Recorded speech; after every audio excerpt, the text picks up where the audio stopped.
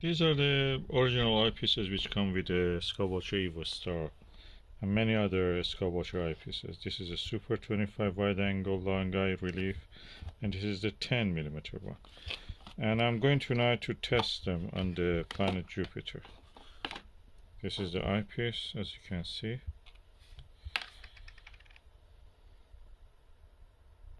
Quite lightweight, which can be a positive point in a way. And this is the 10mm long eye relief, Super 10 long eye relief. So I'm going to test them. They have a few, they're not Kellner, they're not Plusle, there's something special to the Skywatcher.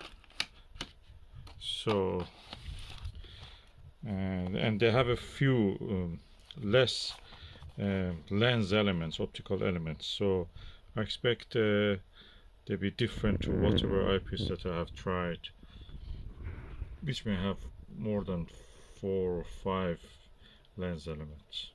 Let's go and test them under the stars. I'm using the Skywatcher Evostar 90, and this is the stock eyepiece that comes free with this telescope, and that is the Super 25 wide angle long eye relief eyepiece. It's a 25mm. I'm looking at the Jupiter, and I can say that it's very sharp, the image. It's beautiful. I can see details on that image, like 2 cloud belts of the Jupiter. Satellites look like clear dots, clear circles actually. 2 of them are very close together. So let's just see if I Barlow it, what will happen.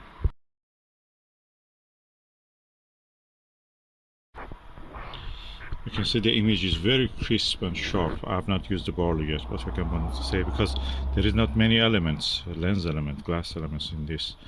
Practically the sky background is very dark, and the planet is really well defined. I think is as good as a Televue.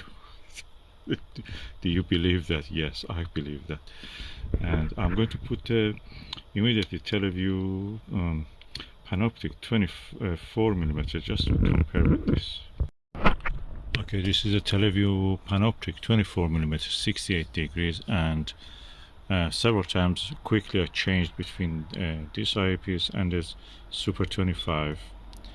And okay, this at the center is as good as the Panoptic.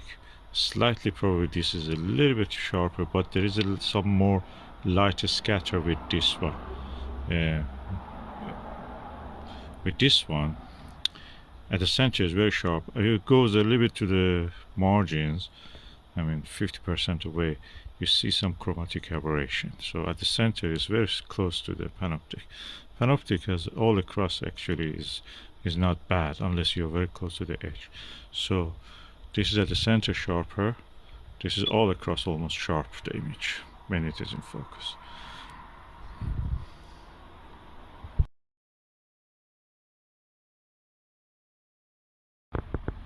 Another thing which may affect the amount of the details we see in the Panoptic is that this is 24, this is 25, so millimeter focal length.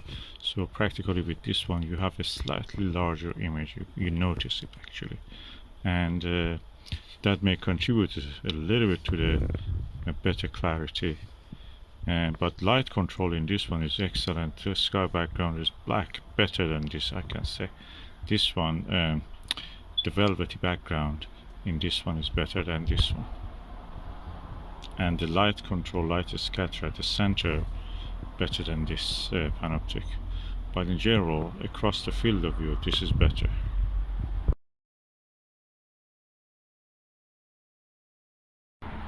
So I'm now using the Barlow, which is supplied with this 2x Barlow with a 25mm, so practically it is equal to 12.5mm eyepiece. And at the center the image is very sharp, chromatic aberration free. When it goes out of the center, I mean 50% or 40% out of the center, it gets chromatic aberration. Near the edge is very colorful image, so it's not good. But at the center, very sharp, very good.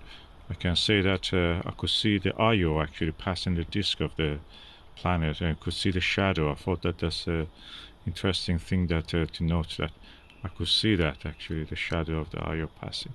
Let me just quickly switch to the Panoptic and see what can I see here.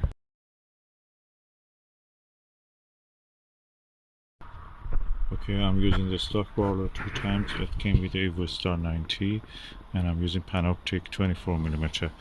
I don't see any difference in the image quality. Probably the image in the center of the 25mm super wide was actually slightly a tad epsilon better, so that's a good conclusion in here. So, but that is at the center, both of them at the center of the field of view. Really good, comparable, nice view, and both of them look as if they're chromatic aberration free at the center.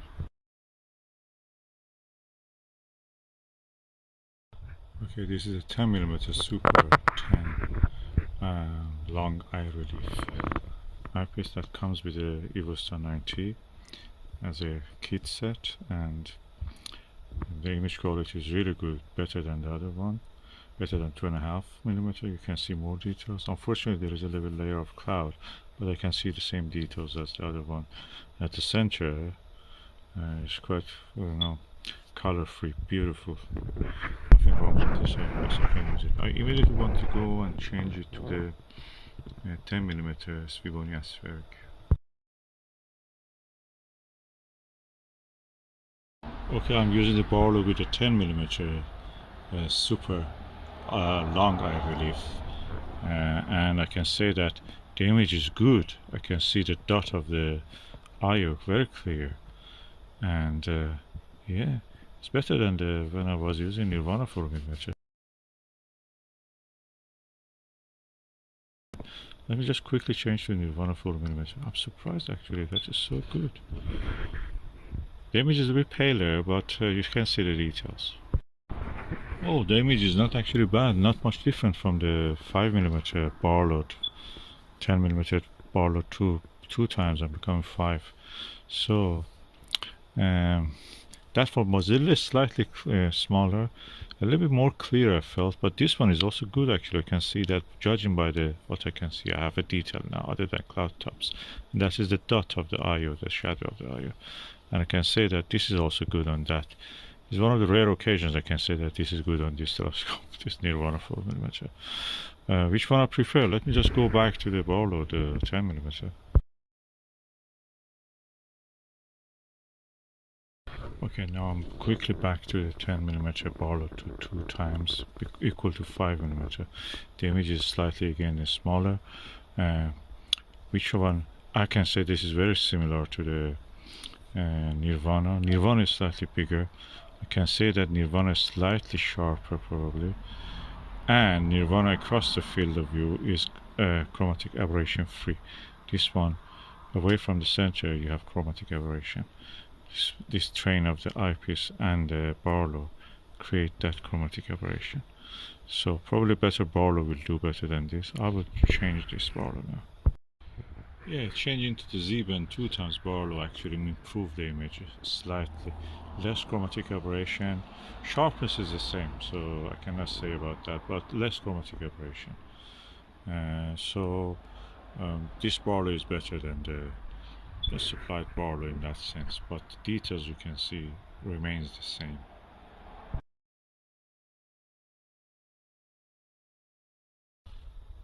This is the Vixen SLV 5mm, and this is the supplied 10mm Barlow by 2 times.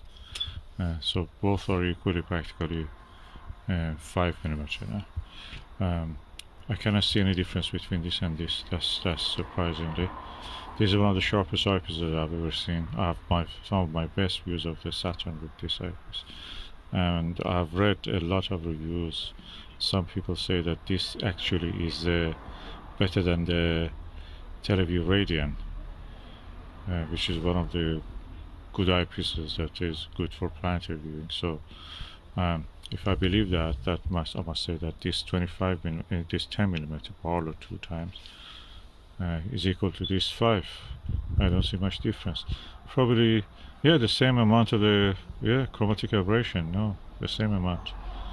With a good Barlow, chromatic aberration practically is reduced very well to this. So, yeah, the cheap one is equal to this. This is around 110, depending on where you buy it. Second hand, sometimes you can get it 50 pounds, 60 pounds. So all in all, I can say that this 10 and 25mm with the Barlow, a very good tool to start your observing. You don't need anything if you just go with these two. For a long time probably you will not need anything, unless you're really a purist. At the center of the field of view, this is really sharp. This is almost all across is very sharp. The Barlow, probably you will benefit to have a better Barlow, but it's workable without even a premium one. You can use the Barlow supply to you and just observe, have a good time observing. Jupiter is a difficult target, and this test I've done on them proved to me that these two supplied eyepieces are actually working with this Skywatcher Evostar 90. You don't lose much if you continue to use them. At the same time, remember, these are cheap eyepieces. If they drop or anything damaged, they don't cost you a lot.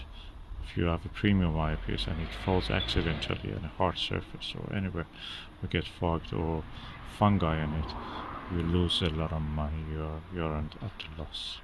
So these cheap eyepieces are always nice to have it, even just as fun sometimes, just to push the boundaries. At this moment of time, I think that when using this 10mm, and before this I used the Nirvana 7mm, I can say I prefer this one. This is amazing. The result is amazing.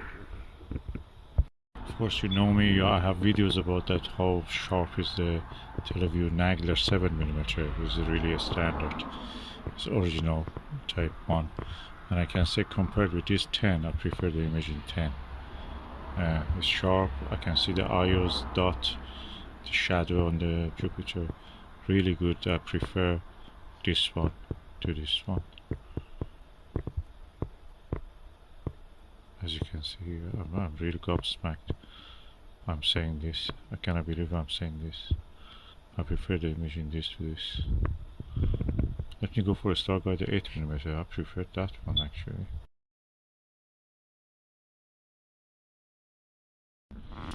So up to now I was telling and thinking that this 10mm eyepiece is built for optimum viewing with the Evostar. That's the reason the Skywatcher gives this. But now I think that ED8mm also, Starguider ED8mm, is also provides optimum optical view for this. So I will not go anything lower than the 8 or 7 with this Evostar.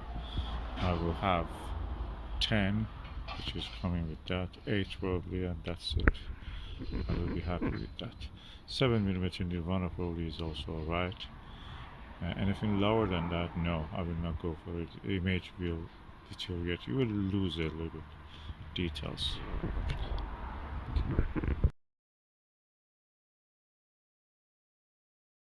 What is amazing with the Starguider ED 8mm is the light control, light scatter control. You don't see straight light, you see black velvet sky background, no halo around a bright object like Jupiter, nothing like that.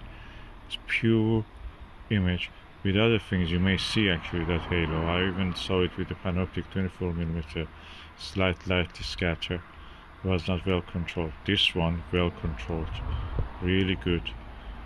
As good as the 10mm. 10mm is really good. 10mm super wide angle, super, which comes with this. These two are match made in this heavens, probably you should say. Okay, I'm using Takashi LE 7.5mm.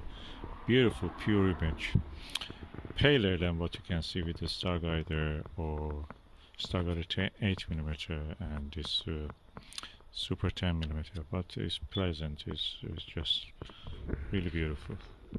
I use a Nagler. Nagler has a halo around it, so it's not good. It's not good in this target at this time or anything like that. Nagler is very sharp also, but this one is sharper. This one is sharper. Starguider is good.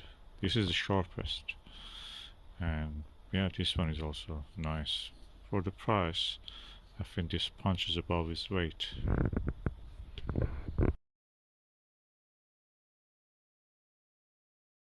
Yeah, I don't like to tell this, but this Super 10 is practically like a Takahashi 10. If there is a Takahashi LE10, I don't know if there is or not. But this is as good as that. I have Takahashi 7.5 and 12. I don't know if there is a 10. But this is really good. This is brilliant eyepiece.